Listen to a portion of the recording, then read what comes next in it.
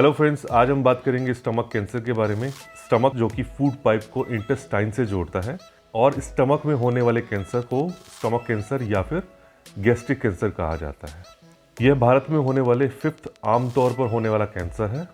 आइए बात करते हैं स्टमक कैंसर के टाइप्स के बारे में। कैंसर के टाइप्स अलग अलग तरह के स्टमक कैंसर जैसे कि एडिनोकार्सिनोमा जो कि बहुत कॉमन है, स्क्वैमोस कार्सिनोमा या फिर बहुत कम होने वाला स्टमक कैंसर, लिम्फोमा या सार्कोमा शामिल है। आइए जानते हैं स्टमक कैंसर के रिस्क फैक्टर्स या कारण, जिनमें है पहला, ज़्यादा धूम्रपान करना, दूसरा, ज़्यादा शराब का सेवन करना, तीसरा, यह कारण ज़्यादा कॉमन नहीं है फिर भी देखा गया है कि ज़्यादा मात्रा में नमक का सेवन करना भी स्टमक कैंसर का कारण हो सकता है। चौथा कारण है एच पाइलोरी इन्फेक्शन जो कि दूषित खाना खाने से होता है और यह भी ज़्यादा कॉमन कारण नहीं है। स्टमक कैंसर के सिम्टम्स क्या क्या होते हैं? स्टमक कैंसर के सिम्टम्स बहुत ही कॉमन और अजीब से होते हैं जो कि जल्दी से दिखाई नहीं देते और काफ़ी हद तक ऐसा लगता है कि मानो पेट में नॉर्मल सी प्रॉब्लम है या कोई और बीमारी के सिम्टम्स हैं।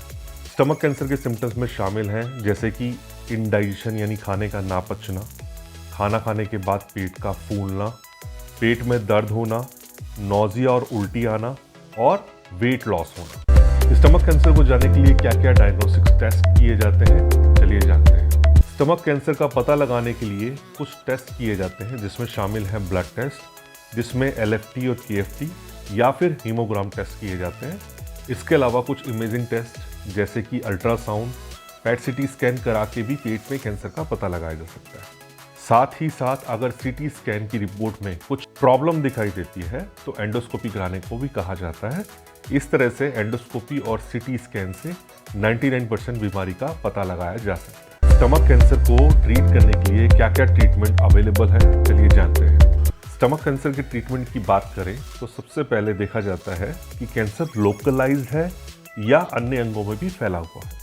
अगर कैंसर स्टमक में है तो इसके लिए सर्जरी करना ही सबसे अच्छा विकल्प है। इन सर्जरी में टोटल गैस्ट्रेक्टमी, पार्शियल गैस्ट्रेक्टमी और एंडोस्कोपिक रिसेक्शन शामिल है। इसके अलावा स्टमक कैंसर बहुत ज़्यादा फैला हुआ है तो कीमोथेरेपी भी सर्जरी से पहले दी जाती है जिससे कि बीमारी को पहले दवाइयों से कम किया जाता है जिससे कि बाद में सर्जरी करना उतना ही आसान हो जाए। कई बार किसी पेशेंट में कीमोथेरेपी सर्जरी से पहले एवं बाद में भी दी जाती है जिसे सैंडविच टेक्निक कहा जाता है। कैंसर के ट्रीटमेंट में यह ध्यान रखा जाता है कि कैंसर का ट्रीटमेंट होने के साथ वह वापस फिर से ना हो तो उसके लिए बाद में कुछ मेडिसिन दी जाती है जिसे एडजुवेंट थेरेपी कहा जाता है। इसके अलावा टारगेटेड थेरेपी और इम्यूनोथेरेपी भी स्टमक कैंसर के लिए बहुत अच्छे, सेफ एवं बहुत कम साइड इफेक्ट वाले ऑप्शंस हैं। स्टेज 4 कैंसर जो कि एक एडवांस स्टमक कैंसर होता है उसके लिए क्या क्या ट्रीटमेंट किए जाते हैं, आइए जानते हैं। स्टेज 4 कैंसर यानी कि अगर कैंसर स्टमक के अलावा